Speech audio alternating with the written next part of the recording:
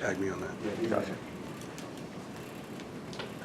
We'll go back over the weight game briefly, and talking to the players yesterday, I said, why do you think we lost?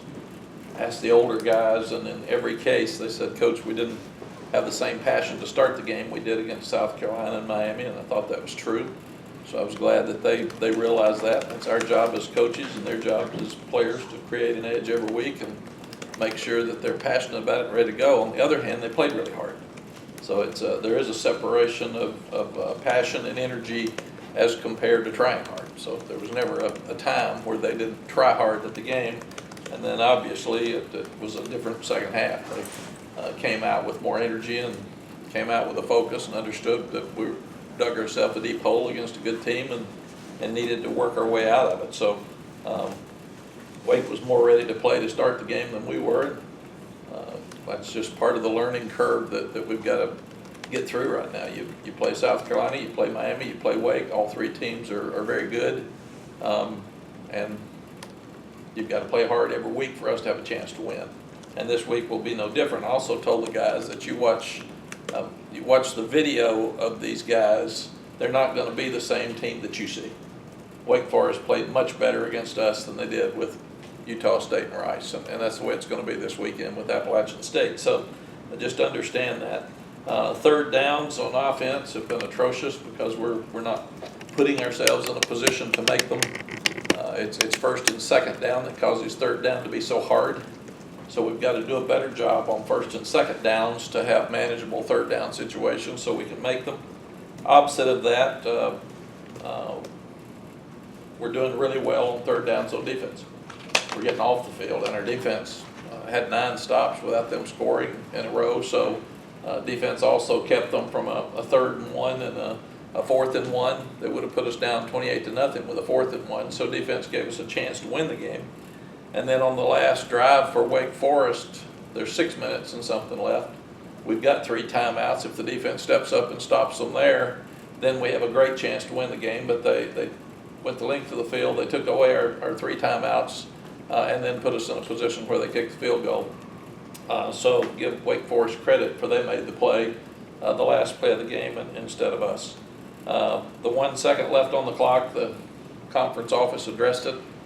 Should have had one more shot at the end zone, and we didn't, but it is what it is. So congratulations to Wake Forest. And the other thing that we have done pretty well, we've taken care of the ball, but we have not taken the ball away much. We haven't recovered a fumble yet this year, which is unacceptable. We have 3 interceptions. So we're -2 and +3, so we're +1 for the year on turnovers. But we've got to do a better job than that to keep winning. Start looking at App State. Look at what their seniors have accomplished the last few years. It's the best in our state. And App State's good enough they could be in the ACC. They're that talented. You start looking at 2018, they were 11-2. 2017, they were 9-4. That was their bad year. 2016, they were 10-3. 2015, they were 11-3. And when Coach Woods was there, who's working for us now, he did a great job.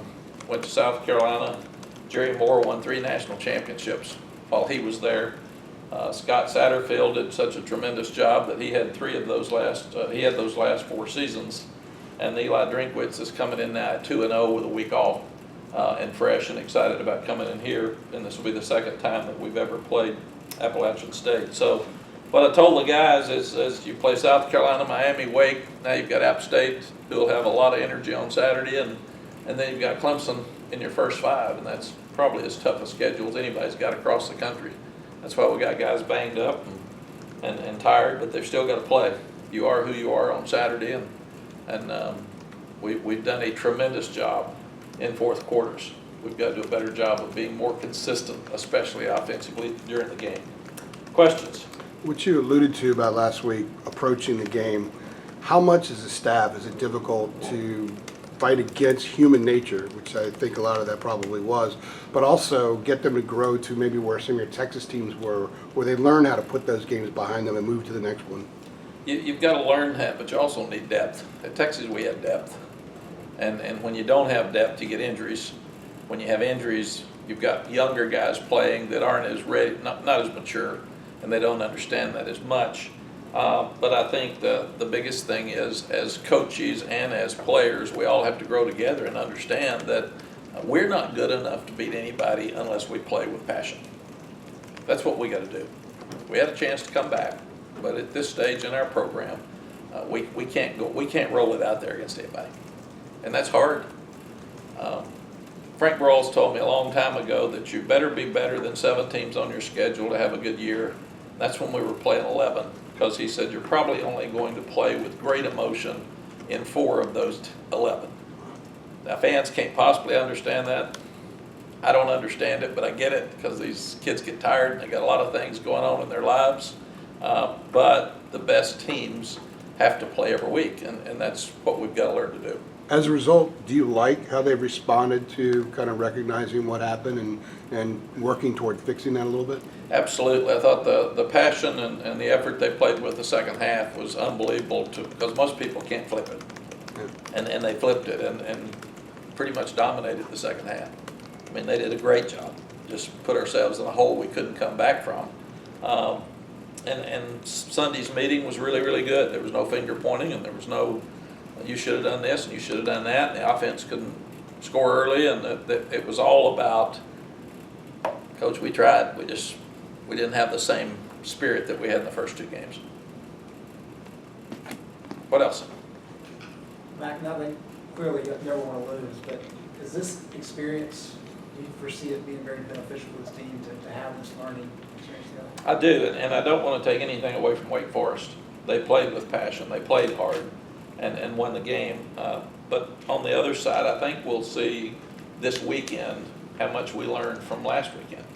Appalachian State's got really good players. They're going to come in with high energy.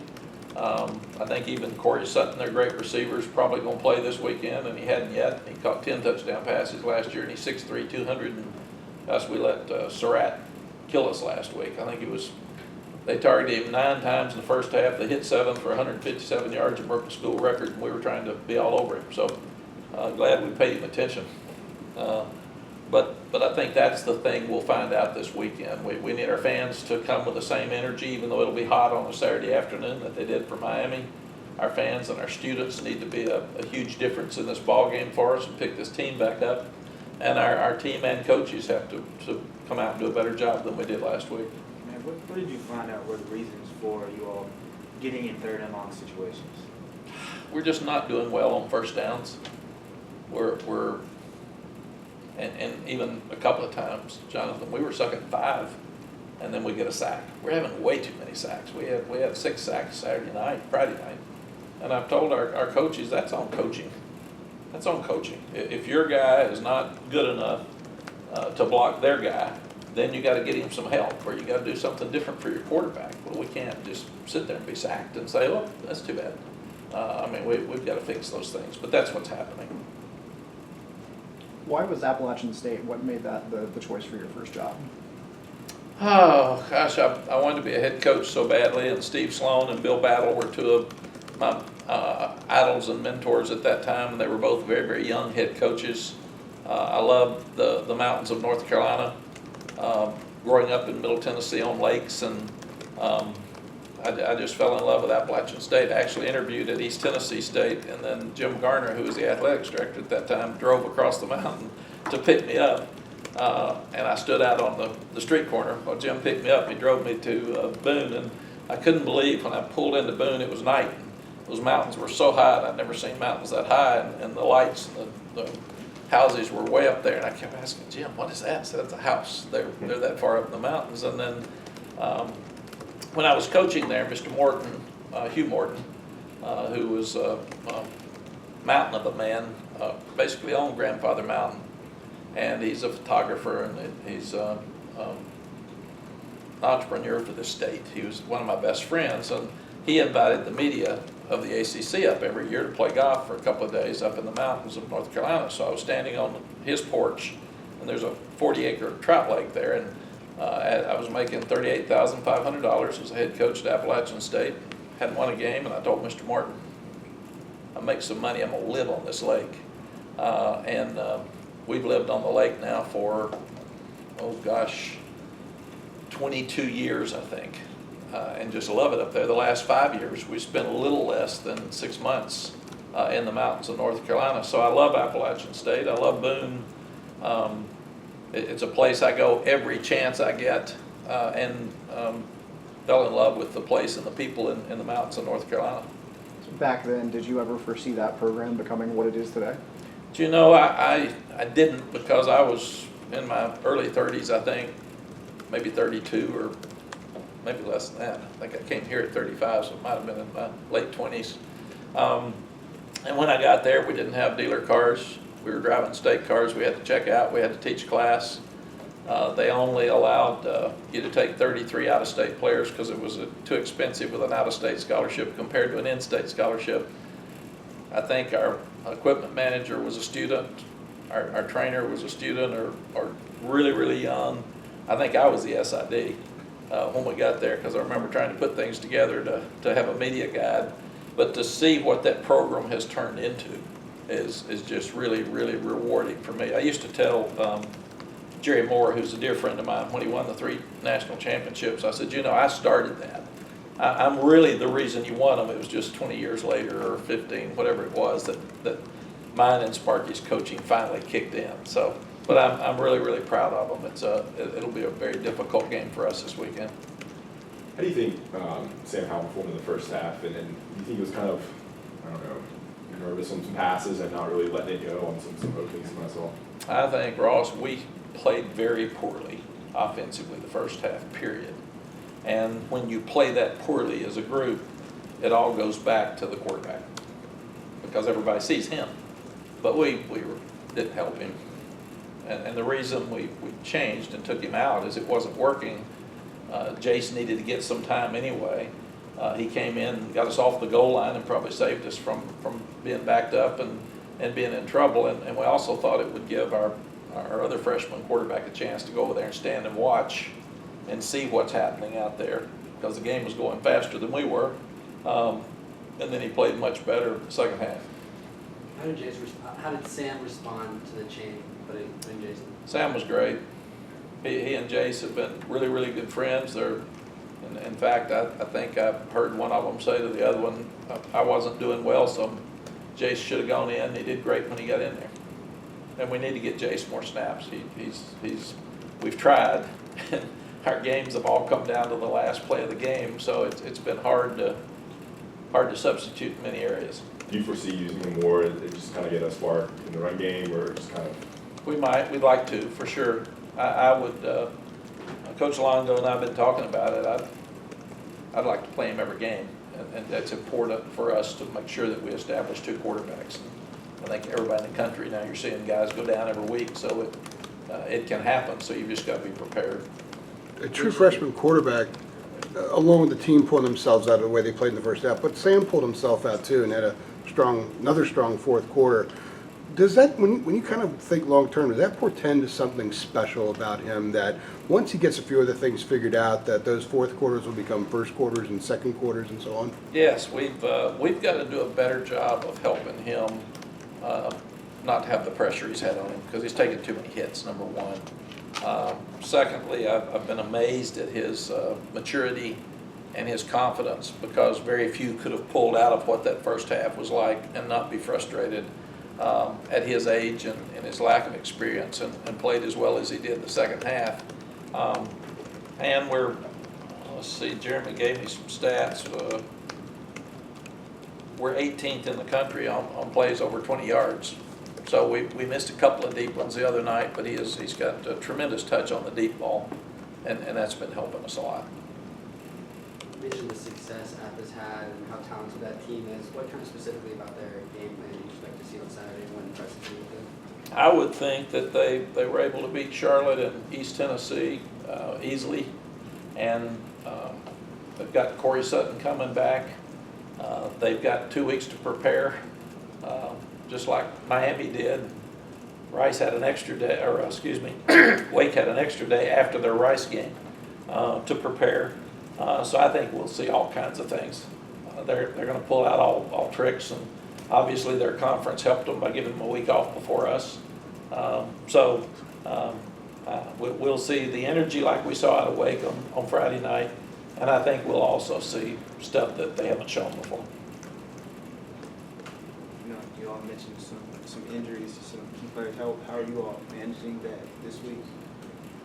We've got to figure that out, Jonathan, with injuries. We've just got to see who can practice and see who's sore and can't practice on Tuesday as compared to how well they'll be by game time. And we're just going to have to start playing other players. We're just going to play young guys like we left Carl Tucker at home.